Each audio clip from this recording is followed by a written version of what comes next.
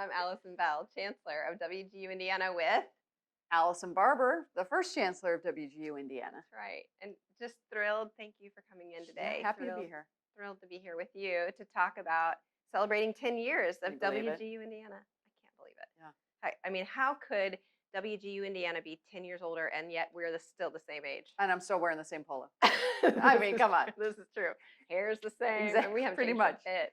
Pretty much. Yeah, it's so interesting. And thanks for having me. I think about 10 years ago this month, we started WGU Indiana. And I was just moving here from Washington, D.C. I'd never even heard of WGU. Right.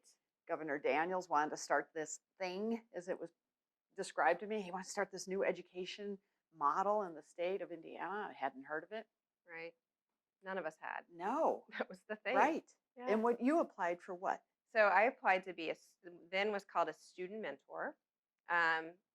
One of my friends, Chris Blystone, who's still Yay, a program go Chris. mentor, he wanted me to be a reference for him. So he shared the job description with me, and I read that job description, and I said, you know what, Chris, I would love to be your reference. I'm also going to compete with you for this position. Nice. Which then we found out they were hiring several. Yeah. So you know, he got the job. I got a different job, then general manager of operations, but still had really no idea what we were getting into. Honestly, it was funny because when I met with the governor's team, they said, oh, you want to start this model? And I thought, I've never heard of it. I was an adjunct professor at Georgetown at the time. Right. So I kind of, thought I had a sense of higher ed. And when they were describing, I said, okay, so would I be working for the governor? No.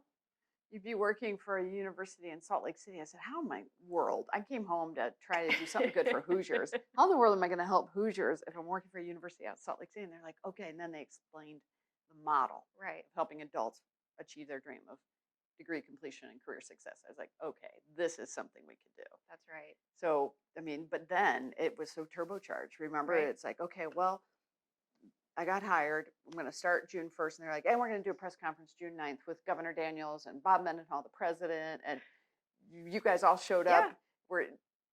They take us to our offices. We didn't even know we had offices. No. You interviewed in a hotel or something. My first interview was actually so Chris interviewed in a La Quinta Inn, Chris Blystone again, as did a lot of other folks who started then at a card table. Yes. I actually had the pleasure of interviewing in an empty office because our office hadn't been remodeled yet. But I went to an empty office to the interview for WGU, which I'd never heard for before.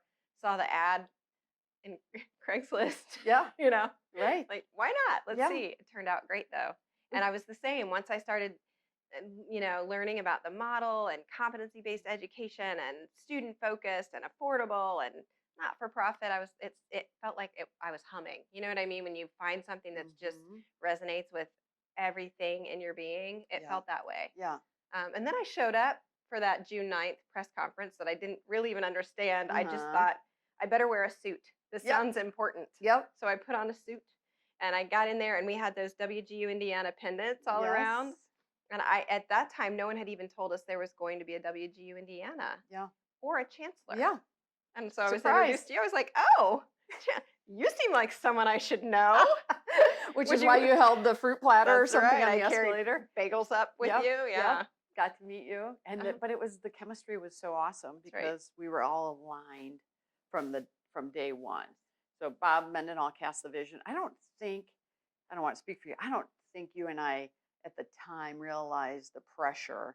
It was years later when somebody said to me, if you guys wouldn't have gotten Indiana right, there would be no other states. Yeah. No, we had no idea. So we were the first, which we loved, and we had to break through all of the barriers. And, I remember Governor Daniels had a meeting with all of the university presidents. So Purdue, IU, Ball State, you name, the state universities were around the table, and he invited me. Yeah. And I walked into the outer office of the governor's office suite, and the other university presidents looked, and they were like, what are you doing here? You're WGU Indiana. Yeah. But Mitch was so proud of starting it and recognizing us as a state university. But you and I kind of had to just have thick skin. Yeah, we did. And just kind of plow through the fact that not everybody was quite as welcoming to this new model. But boy, over time, it didn't take too long before people realized the value of what we were offering And the people we were helping were people Right. that wouldn't normally go to Bloomington or Lafayette. That's right. I say that all the time, and I hear it from our students and our grads all the time that if it weren't for WGU Indiana, they wouldn't have been able to go to Yeah. school. So, what this is, it created an opportunity for people that they wouldn't have Yeah. otherwise, and Yeah. that's a beautiful thing. And it's hard Mhm. not to get on board with that. Yeah. Yeah. Yeah.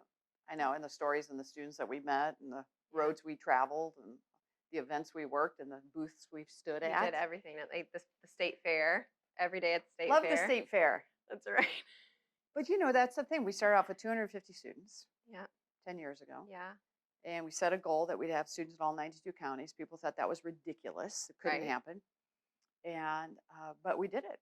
I mean, we put a good team together, Mhm. people that believed in the power of our dreams and weren't afraid to try. Right. And that was the nice thing. We had such great support from Salt Lake City. Yes. Bob Mendenhall, Dave Groh, they just, whatever we tried, they supported it. And we tried Mhm. a lot of crazy things. We did. But because we had to build our brand and we needed to help Hoosiers. And I mean, the growth was unbelievable because of really was. everybody coming together. So 200 students at the time. We now Mhm. have nearly 6,000 enrolled, and we've Yeah. graduated. Do you know the number? I know it's close to 10. We're getting close to 10. Yeah. More than 9,700, Yeah. I think, Isn't at that this point. amazing? Yeah, it is pretty amazing. So we're hoping, Yeah. that Yeah. sometime in our anniversary month we hit that 10,000 mark. I just remember when we'd get the IBJ and they'd have the articles like the top universities, the top online universities, the top MBA programs. And I'd watch and we'd go from 31 to 20 to 18. Yeah. Then in our MBA program, we were fourth behind, and IU and Indiana Wesleyan, Notre Dame, and then us. Isn't that And my husband's a Notre Dame alum. I know Yeah. you can relate. And I went home to my husband. I said, "We are going to beat Notre Dame." great? He's like, "In what?" I said, "MBAs. Give us a Right. minute." And we did too. Yeah. We topped Notre Dame's MBA program. amazing. But it just shows that the model works. Right. We had Notre Dame employees going to WGU to That's get their master's because exactly right. it works. It works. The return on the investment is Mhm. incredible. Once you learn what it is, Right. it's impossible to argue against Yes. it. Truly. Yes. Yeah. Yeah. Yeah. What about we're talking about the events and all of the things in the first year, our first commencement. Painful.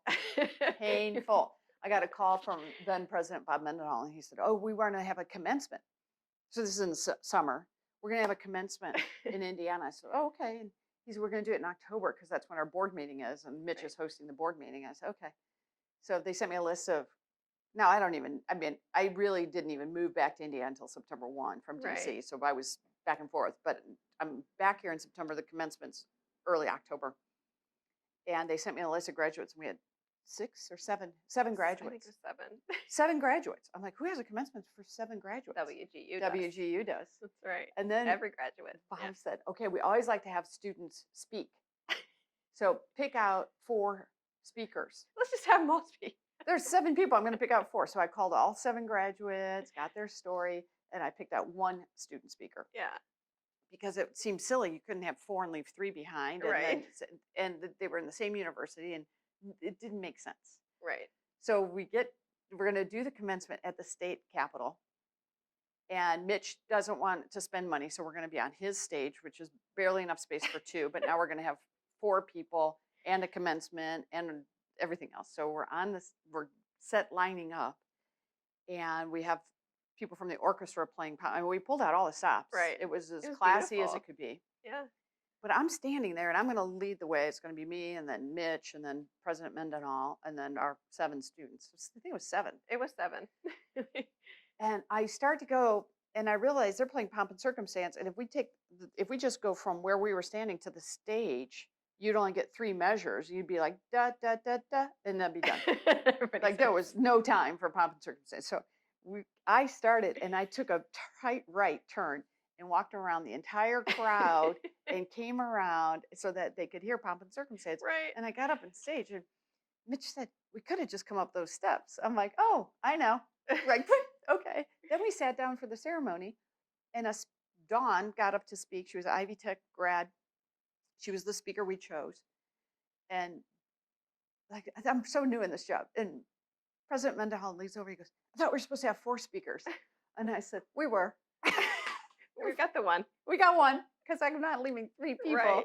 sitting there. on the stage. It's Yeah. like, So I didn't know if my career was going to be short-lived or not, but we He survived was lots of okay with years. that. Yeah, we did okay. And it was a beautiful commencement. It was. And so then toward the end of my career with WGU to host a commencement in the convention center with Right. thousands of people.